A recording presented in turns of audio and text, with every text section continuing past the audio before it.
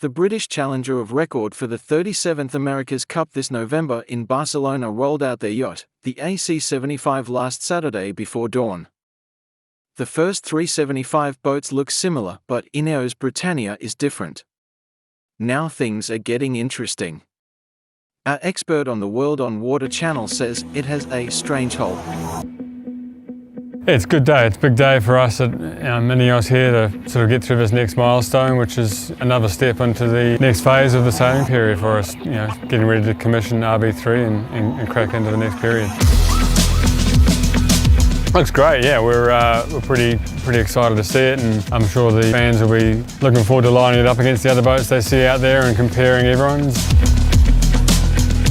We've still got a couple of hurdles to cross over, and we'll go in the water and probably do a bit of day of tow testing, make sure all the control software is behaving as we expect it to. Then the first day of sailing will be a bit of a slow workup, structurally speaking, and then we're into it, full steam ahead.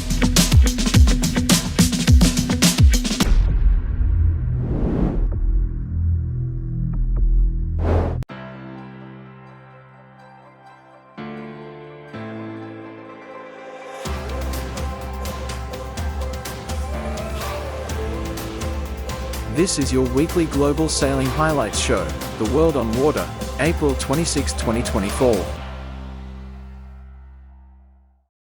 As the locals celebrated shoreside with the tradition of books and roses to celebrate the Diada de Sant Jordi, or St. George's Day, out on the beautiful waters of Barcelona, it was a building breeze through the day that saw the Swiss, Americans and French all training hard. Brian Matreau, you were trimming and flying the boat on the starboard side of the Ariki Red Bull Racing AC75 today. What were your objectives when the boat left the dock this morning? So yeah, our objective is still to learn the boat. It's quite different than boat zero, so we have a lot of things to learn, to understand how the boat behaves. And today we're pretty happy with the system, with how the boat was working on the water, so it's a really positive point. Watching you over the day, lighter airs in the morning, a bit more breeze in the afternoon, above 10 knots, even up to maybe 13, 14 we measured. The tacks and jibes look much crisper in the afternoon and more breeze. Was that perhaps because the J3 was under range in the early part of the day? Yeah, for sure. We have been a bit downrange at the beginning of the sailing, but then also on our side we improved quite a lot our technique. So playing with the heel, the cant, all the setting we have to achieve better stability, and it was much better there. When we spoke to Arnaud, he said the boat was completely different to the previous AC75, and that in light airs you wouldn't have been able to sail that boat and even get it on the foils. Are you having to learn this boat from scratch? Yeah, for sure. It's even as we have a good experience already on an AC75, it's so different than the boat zero. That we have to relearn how to sail the boat. The feeling are also quite different on board. It's really interesting. Can you give us a clue to what the differences are? Does it feel different?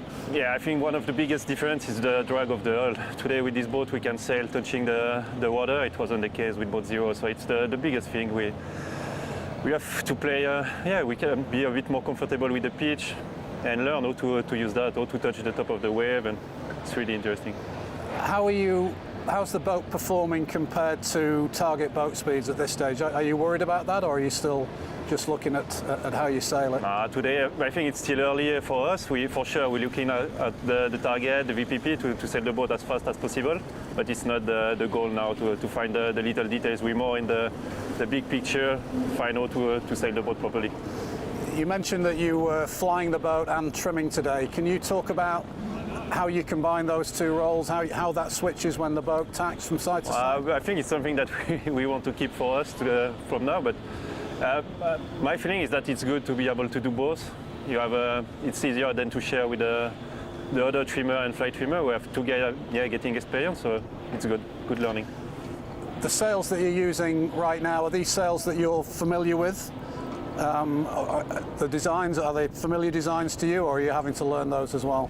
Yeah, it's also part of the learning. Today we had a new J3, so it was interesting to see. it's come from all the tests we did on the 40, on the LQSL, so it's really interesting to scale it up to the big boat. And the main also, but we saw that we have still a lot of job on sails to make them nice. Fantastic, Brian, thank you. You're welcome.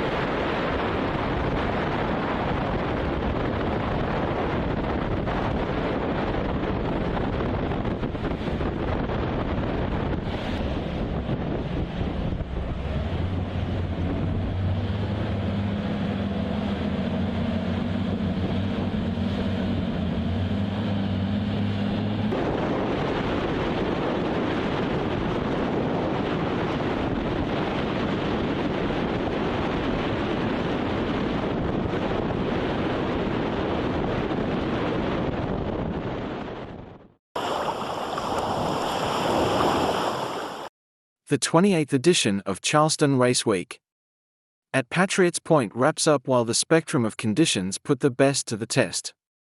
The Palmetto Cup, presented to the most competitive handicap fleet, went to Bottle Rocket, the Cheetah 30 sailed by a group of great friends, Jay Greenfield, Nick Johnston and Nate Fast, who took 2 bullets to win class. The Sportsmanship Award went to the Bermuda 40 Custom Yawl Lioness, owned and skippered by Sheldon Haney Racing in Pursuit Spinnaker C. Charleston is a wonderful place to completely turn off before turning on to some of the nation's most challenging sailing conditions, to get excited for the upcoming sailing season, see your friends, escape the cold, and simply have a great time, all at Charleston Race Week. And, if you don't win the regatta, there are always 4 nights of post-racing parties on the USS Yorktown. The 28th edition of the regatta, like no other, came through for some 180 boats, racing in 16 classes, with multiple lead changes determining final places right up until the last race. For Chris Chadwick and his crew on the J88, Church Key, tied for first after the first race on day 3, it was a nail-biting finish for the Annapolis MD team, all the way to the end. It was spectacular, it was incredibly tight racing, Chadwick smiled. We were tight with Whirlwind and Albondigas the entire day. In the first race, we were back and forth with them. Whirlwind got the better of us toward the end of the first race, but in the second race we were able to come back and cover, but it was still really tight. We were able to get ahead of them at the first leeward mark. They almost had us at the windward mark, but we were able to hold on and get in front of them. We had a good set and were able to extend to the finish to win the last race. We had a blast and of course we'll be back next year. A bittersweet finish to the regatta for Billy Purdy and crew on Whirlwind sailing CRW for the third time. Nonetheless, they were thrilled with a podium finish for the first time at CRW. Purdy said, "It was a challenging regatta, and the race committee did a great job of waiting patiently for sailable breeze and we really appreciated that.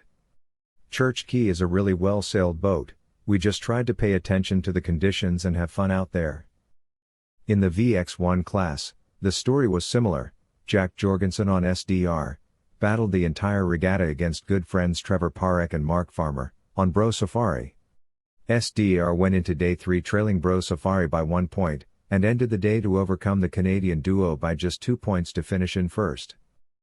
Today was close, we had a couple of things fall in our favor, particularly in the first race, which gave us some breathing room, Jorgensen said. We were able to sail fast and stay clear. The second race was a little dicey. We were behind for a lot of the race but were able to pass a lot of boats and shorten the delta up. We kept it simple, sailed clear, and sailed our own race. The competition has been awesome, we've been sailing against most of these guys for a few years now, so we're good friends. It's been so fun to duke it out with Trevor and Mark from the first race to the last. In the Melges 20 class, the Californian trio representing the Corinthian Yacht Club took all 3 podium places, with Daniel Thielman on Quai taking first, Jennifer Canestra on Ghostwriter in second and Ron Epstein on Bacchanal in third. Epstein, who is new to racing, was thrilled with a podium finish at his first major regatta in the Melges 20. It was a blast to be out there for the first time on a super competitive boat, and not embarrass myself. He laughed. The highlight was getting a first in the first race I ever raced in a Melges 20, thanks to my great crew, tactician Kieran Searle, and crew Declan McGranahan. They made me look really good, and for that moment I actually knew how to sail a boat. It was awesome. Canestra, who was instrumental in convincing Epstein to try CRW, was happy with her second place. We should definitely come back again. The weather was really nice, we had great planing conditions, and we were very competitive with each other in a small fleet. It was fun racing. In the J105 fleet, the talented team Deja Voodoo, owned and skippered by Bill Zartler, took 4 bullets, and a second to take first, 8 points ahead of second place winner Spectacle, owned and helmed by Joe Pitcavage. It was wonderful racing for the first time in the J105 at CRW, flat water and 15 knots of breeze every day. It can't get any better than that, says Bill Zartler. We dealt with a lot of current, so we learned how to deal with those angles. It was a great start to the season. The J24 Orange Crush, skippered by Tyler Benjamin, took first to win, 3 points ahead of Alexandria, sailed by a team from Clemson Sailing Club. In his 6th year at CRW, Benjamin has sailed the event since he was 15.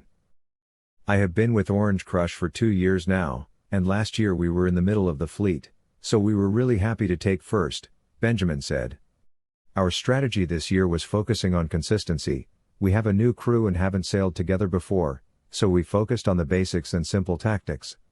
We ended up getting a lot of bullets and that really nailed it in the end. Doug Newhouse prevailed in the 42-strong J70 fleet with a 5-point lead over Brian Keane on Shavasana, last year's J70 winner, and also took home the City of Charleston award presented to the most competitive fleet. Newhouse came second in class when he raced CRW a few years ago, so was happy to better that this week. At the end of the day it's a crapshoot. We came into today with 4 boats who were essentially tied for first place and any one of us could have walked away with the win, Newhouse said. We've done a lot of training in the J70, and we've worked hard.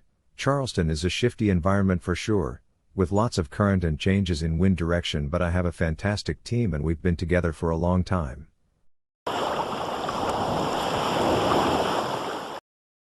We all saw the terrible cloudburst weather during the naming ceremony of Emirates Team New Zealand's new AC75, so it was not difficult to know that sailing in that weather was out of the question. Not for the beautiful Auckland classic yacht Ariki. It was out on the harbour, and so was our shooter Mike Millett from Airflow New Zealand, who captured the yacht at full sail. Ariki is a racing yacht which was built in Auckland, New Zealand in 1904 by Logan Brothers. She had a distinguished career as a racing and cruising yacht. From the time of her launch in October 1904, she dominated first-class Auckland yacht racing until the appearance of the Yacht Ranger in 1938. She has the sail number A3. Ariki is the Maori name for chief or leader. Ariki was designed by Archibald Logan and built by Logan Brothers for Charles Horton of the Horton Publishing family as a combined racing and cruising yacht.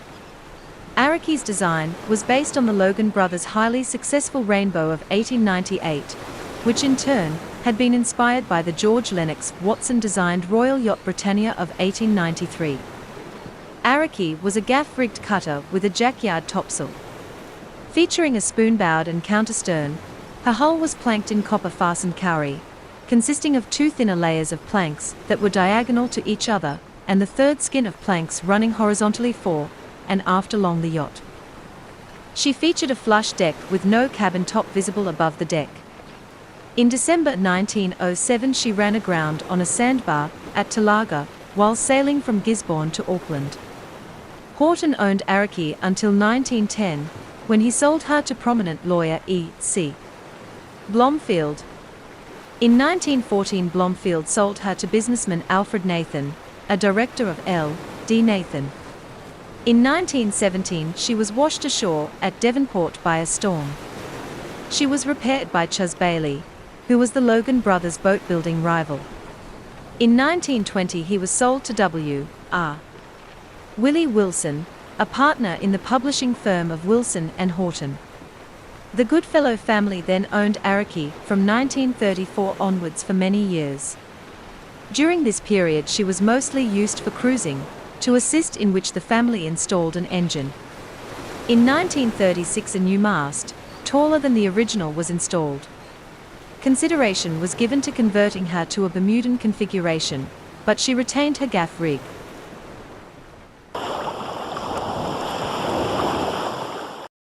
After the disappointment of the session on Saturday being curtailed by a small technical issue, Luna Rossa Prada Pirelli docked out their achingly beautiful AC75 into near-perfect conditions for a Sunday commissioning sail of the highest order. Bristling with power, poise and real stability despite the legacy appendages, Jimmy Spithill and Francesco Bruni, later swapped out with Marco Gridoni, ramped up the intensity and began releasing the boat's potential. We're here with Jimmy Spithill, starboard helm. Jimmy, looked like a productive session today. What was your feeling?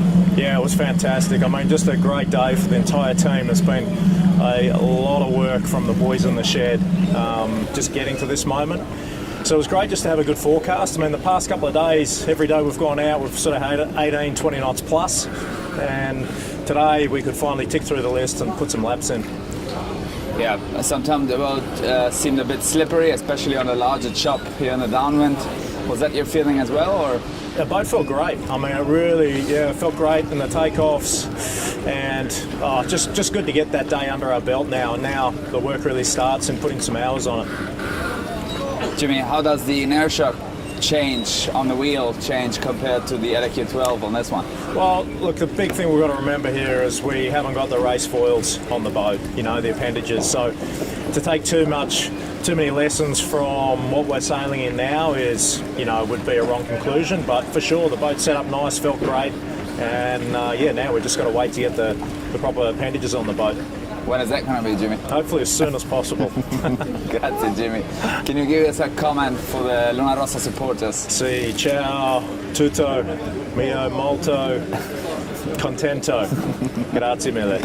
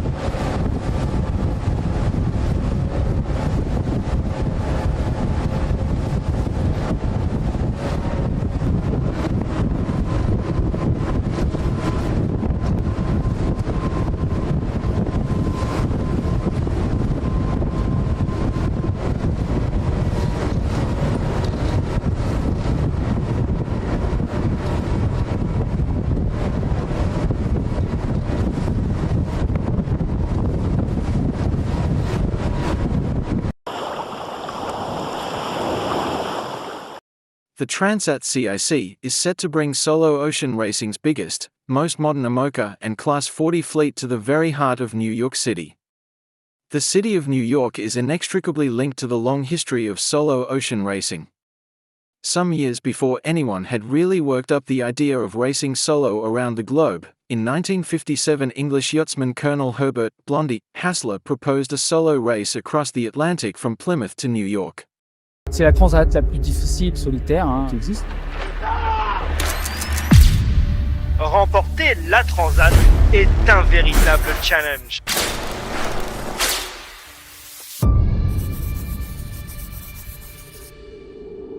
Là, on est à nouveau dans du mauvais temps avec du nord-ouest là, avec la 435.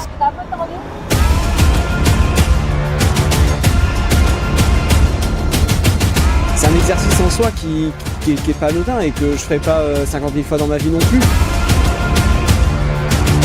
Elle met le cap sur New York.